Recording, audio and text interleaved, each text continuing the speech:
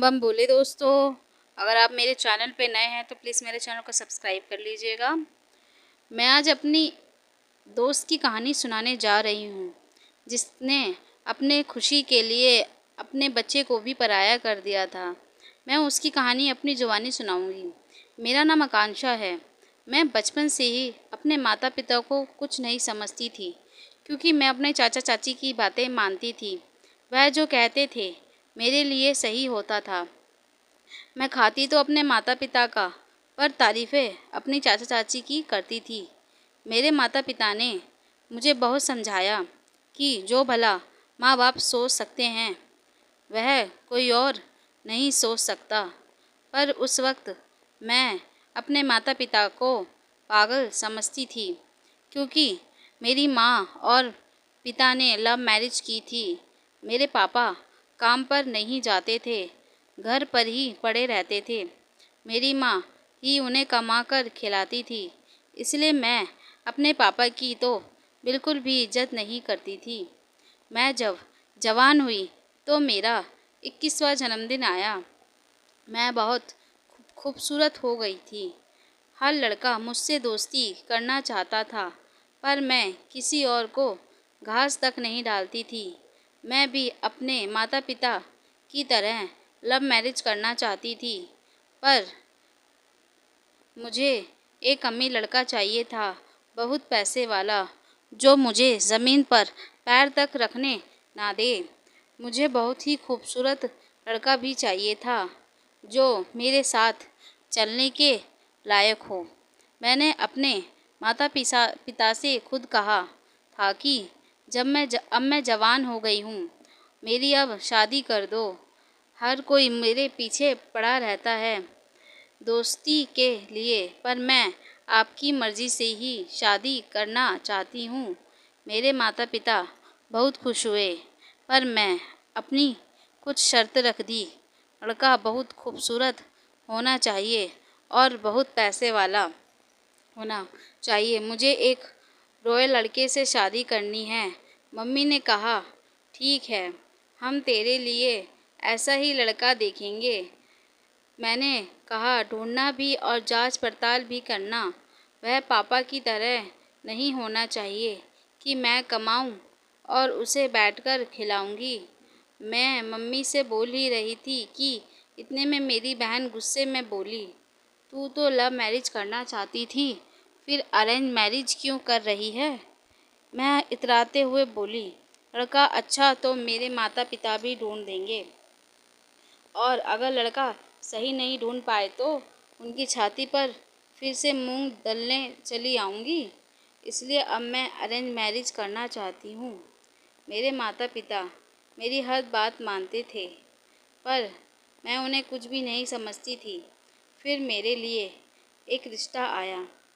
लड़का बहुत पैसे वाला था और खूबसूरत भी था। मुझे वह पसंद आ गया, और उस लड़के वो तो बस मुझे ही देखे जा रहा था। मैं समझ गई थी कि ये मुझ पर फ्लैट हो गया है। उसके रिश्ते के उसके रिश्ते में बस उसके पापा ही थे।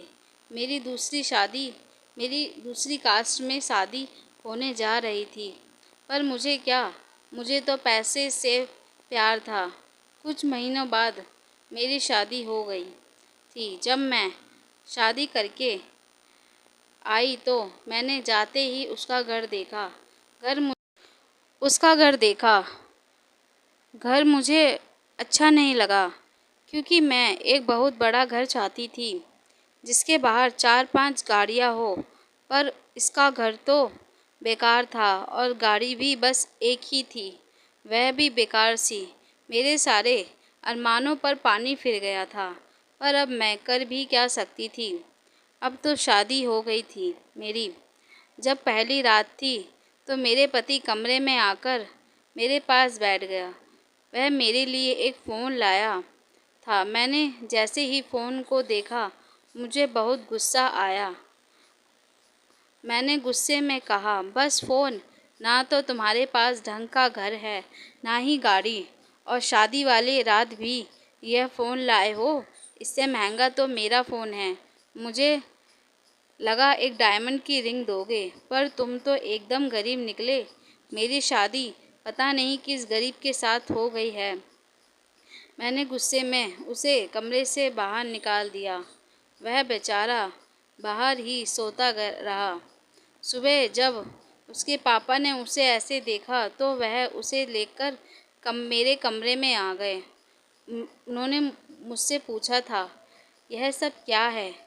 कल तुम्हारी शादी की पहली रात थी और मेरा बेटा बाहर क्यों सो रहा है? तभी मेरे पति बोले, इसमें इसकी कोई गलती नहीं है। मैं खुद बाहर सोया था। इसने मुझसे डायमंड की रिंग मांगी थी शादी से पहले, पर मैं नहीं ला पाया।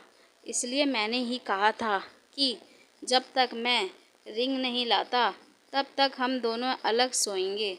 उसके पापा ने कहा, तुम मुझे पहले बताते तो मैं कहीं से जुगाड़ कर लेता। चलो बहू के लिए रिंग लेने चलते हैं। उनके जाने के बाद मैंने सोचा कि यह मुझे बहुत प्यार करता है और इसके पापा इससे, इसका मतलब मैं जो चाहे करवा सकती हूँ। उस दिन मेरे घर वाले मुझे लेने के लिए आए थे। मैं जैसे ही अपने मायके पहुँची, मैंने अपने माता पिता से बात की। कहा, यह आपने मेरे लिए कैसा लड़का ढूंढा है? एकदम कंगाल, जो अपने सपने तक पूरे नहीं कर सकता, वह मेरे लिए क्या करेगा? मैंने उसे अपनी पहली रात कुछ मांगा। उसके पास खाली जेब के अलावा कुछ नहीं था। आपने तो मेरी ज़िंदगी ही बर्बाद कर दी। उसके पैसे कब खर्च हो जाएं और माँ की तरह मुझे भी पूरी ज़िंदगी कमाना पड़ा तो मुझे आपकी मर्ज़ी से शादी ही नहीं करनी चाहिए थी। अपने आप ही एक अमीर सा लड़का देखकर खुद ही शादी कर लेती। आप लोगों की गलती की वजह से मुझे पूरी ज़िंदगी धक्के खाने पड़ेंगे। मैं इस तरह से अपनी ज़िंदगी बर्बाद होने नहीं दे सकती हूँ।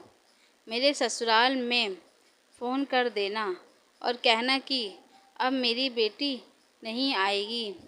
मैं अब अपने ससुराल वापस नहीं जाना चाहती हूँ। तभी मेरी बहन बोली, तुम सिर्फ अपने बारे में ही कैसे सोच सकती हो? मम्मी पापा की एक बार बात तो सुन लो। मैंने कहा, यह ज़िंदगी मेरी है, इस पर सिर्फ मेरा ही हक है और अपने बारे में सोचना कुछ गलत नहीं है। और इस बात के लिए तुम मुझे सेल्फिश कह सकती हो। हाँ, मैं सेल्फिश हूँ।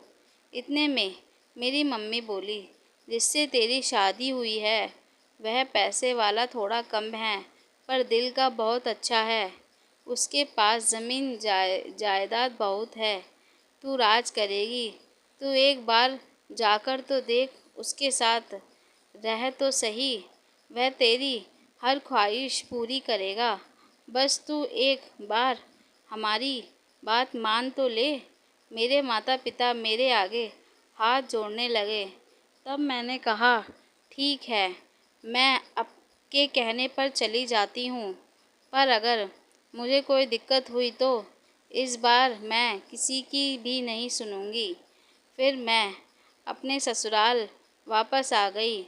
ससुराल में मैंने सब कुछ अपने हिसाब से करवा लिया था। मैं अपने पति को अपने उंगलियों पर नचाने लगी थी। वह वही करता था जो मैं उसे करने को बोलती थी। 1 साल बाद मेरे एक बेटा हो गया। मेरे बेटे के आते ही हमारे बहुत खर्चे होने लगे। मुझसे ज़्यादा मेरे पति अब बच्चे का ध्यान और सामान लाने लगे थे। ना तो मैं बच्चों का ख्याल रख पाती थी और ना अपना। बच्चे होने के बाद मुझे कुछ भी अच्छा नहीं लगता था। मुझे अपनी पहले वाली लाइफ ही वापस चाहिए थी। कुछ समय बाद मुझे टीबी की बीमारी हो गई। मैं बहुत बीमार रहने लगी। मेरे ससुराल में मेरे ससुर और मेरे पति ने मेरे बेटे का ध्यान रखा और मेरा इलाज भी करवाया। मुझे अब अपना ससुराल अच्छा लगने लगा था। कुछ समय बाद मेरी बीमारी ठीक हो गई। ठीक होने के बाद मुझे मेरे पति एक मॉल में लेकर गए। वहाँ पर मैं जीन्स टॉप पहन कर गई थी। मैं बहुत ही सुंदर लग रही थी। तभी वहाँ पर एक लड़का आया। बहुत ही सुंदर लग रहा था और बहुत ही पैसे वाला भी था। उसने मुझसे कहा कि यह कपड़े आप पर बहुत अच्छे लग रहे हैं। उस वक्त मेरे मन में अलग सी फीलिंग आ गई उसे लेकर, पर फिर वह जाने कहाँ चला गया।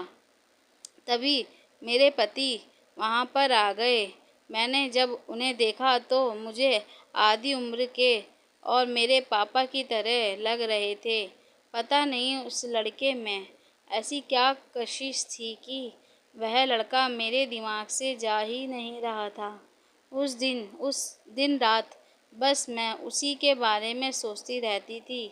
आखिर उसने मुझसे ही क्यों बोला। कुछ दिन बाद मेरे ससुर की मृत्यु हो गई। मुझे बहुत दुख हुआ क्योंकि वह मुझसे बहुत प्यार करते थे। हमने जैसे तैसे अपने आप को संभाला और ज़िंदगी में आगे बढ़े। पर मैं नहीं जानती थी कि मेरे ससुर के जाने के बाद मेरी ज़िंदगी यूँ बदल जाएगी।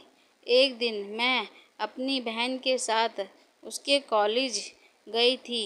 पता नहीं वह लड़का मेरे आगे कैसे आ गया।